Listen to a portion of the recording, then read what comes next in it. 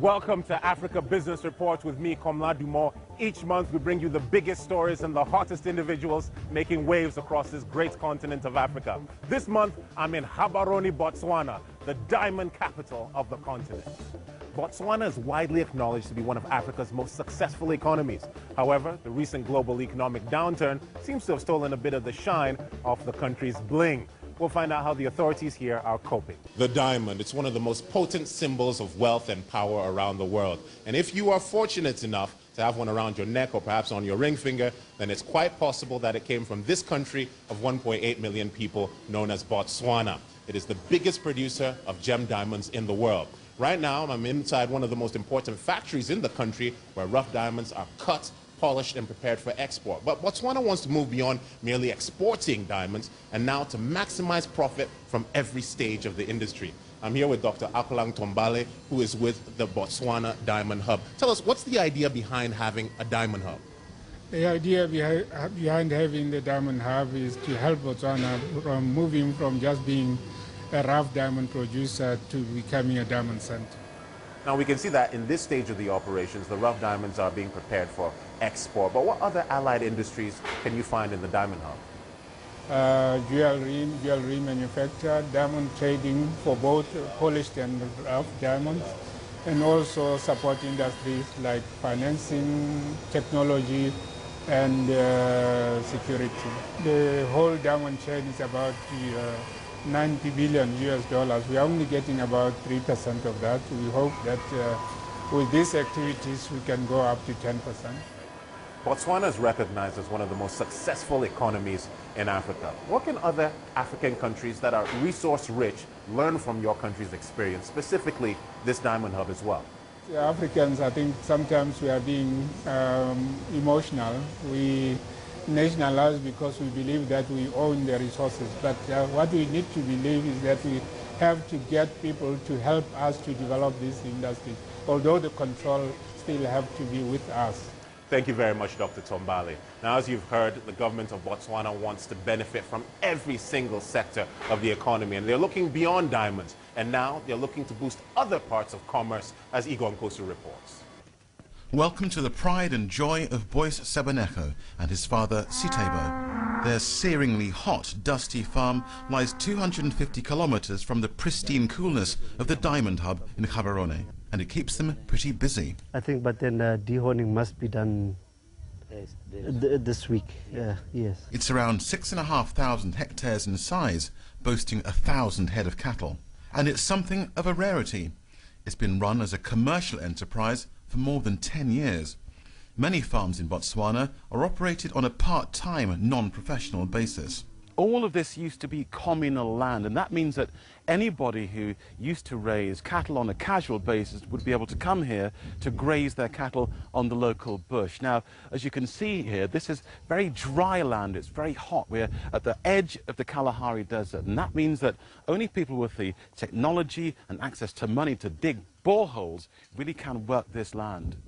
The family invested heavily to irrigate the land and make the farm a profitable enterprise.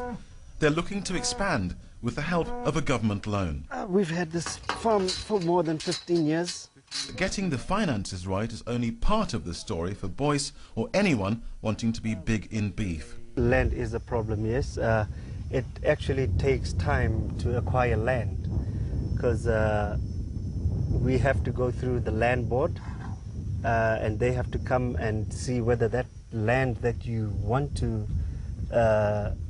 use for agricultural purposes is suitable for what you want to do, whether be it for crop production or animal production. A lot of land here is used by informal, non-commercial farmers.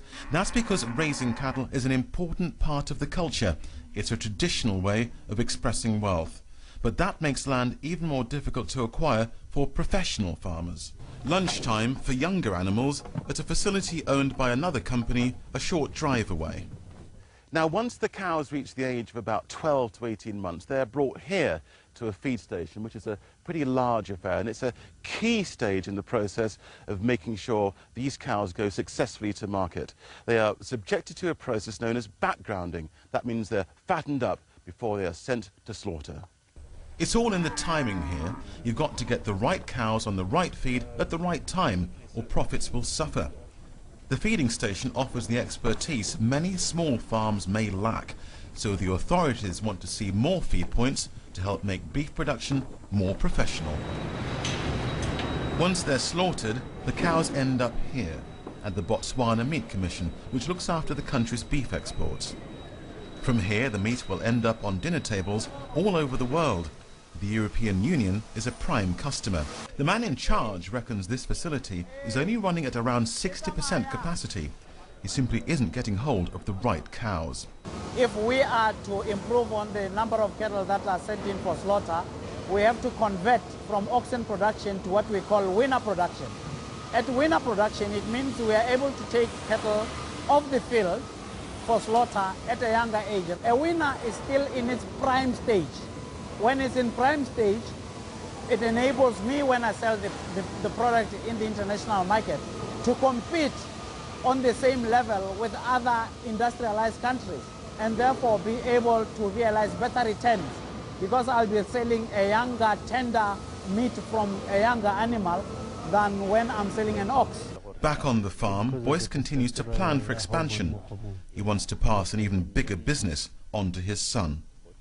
But success will be more than just a family affair. The entire industry hopes the spread of the professional farmer will make it a major foreign revenue earner. Egon Kasu, Africa Business Report, Jwaneng in Botswana. I'm in Gaborone financial district. This country has ambitions to become a regional financial powerhouse. Already, its stock market is one of the best performers in Africa. But what does this mean for the ordinary man or woman in the streets? I've been finding out. Do you know anything about the Botswana Stock Exchange? Just a little bit. What do you know? Some of the guys who've got money, enough money to purchase stock in the industries out there, they do invest there, and then after some while they get to have some money coming back to them. Do you own any shares? Currently, I don't, but I would like to. You would like to? Yeah. Why don't you own shares? I don't have the capital to do it. If you had money, would you buy shares on the stock exchange? Of course I would buy, although I know there are risks involved in them. To take part, you have to have at least cash to buy stocks, so that can be part of the stock exchange. Because you don't have money to buy the shares, then there's no how you can perform. Botswana may be small in size, but it's huge on ambition. I've been to meet the man who's charged with the responsibility of turning this country into Africa's financial capital, Alan Boschwein.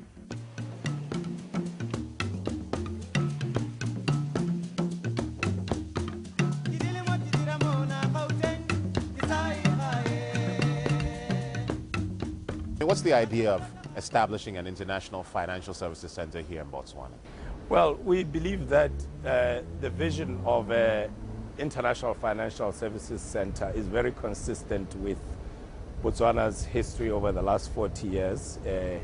We have a very credible track record, macroeconomic management, political stability, and a strong record of growth, but also of good business ethics, a very open economy, no exchange controls, and we are convinced that we can create a financial intermediation of business services platform for our region. Botswana has one of the highest literacy rates in Africa, but what about the requirements of human talent? This requires specialized financial knowledge. Do you have that? Botswana has invested a lot in education, not only in Botswana itself through tertiary and secondary level.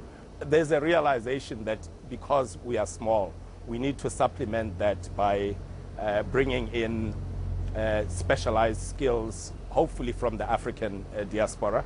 We have a very good record of working with African lawyers, bankers, etc., or a diverse range of professionals coming, working here, and being quite happy to work here. So that's what I would say is what we have to do. Well, I've been on the streets of Gaborone and talked to quite a few young people who really just don't know what's going on. How much local buy-in do you have to establish this center? Is it important? Well, it's not a sector that's traditionally associated with Botswana. The traditional association is with agriculture, beef, and then we moved on to diamonds and mining. But I think in this third phase, a lot of those younger people are saying, well, mining doesn't absorb that many people in terms of where should I look to be career-wise or entrepreneurially. And then this area does present legitimate possibilities. So I think our outreach to them has been more effective with those young aspirant Botswana who have got that international acclimatization or regional acclimatization. And I think they will increasingly know that they need to take Botswana to the next level, move into non-traditional sectors. And that's it from this edition of Africa Business Report, coming to you from Gaborone, Botswana. Now, you can find out more about any of the stories we ran on this program by visiting our website, bbc.com/Africa Business Report. Biggest producer of gem diamonds in the world. Right now, I'm inside one of the most important factories in the country where rough diamonds are cut, polished, and prepared for export. But Botswana wants to move beyond merely exporting diamonds and now to maximize profit of the continent. Botswana is widely acknowledged to be one of Africa's most successful economies. However, the recent global economic downturn seems to have stolen a bit of the shine off the country's bling. We'll find out how the authorities here are coping. Welcome to Africa Business Report with me, Komla Dumont. Each month we bring you the biggest stories and the hottest individuals making waves across this great continent of Africa. This month I'm in Gaborone, Botswana, the diamond capital. Diamond, it's one of the most potent symbols of wealth and power around the world. And if you are fortunate enough to have one around your neck or perhaps on your ring finger, then it's quite possible that it came from this country of 1.8 million people known as Botswana. It is from every stage of the industry. I'm here with Dr. Akulang Tombale, who is with the Botswana Diamond Hub. Tell us, what's the idea behind having a diamond hub? The idea behind having the Diamond Hub is to help Botswana from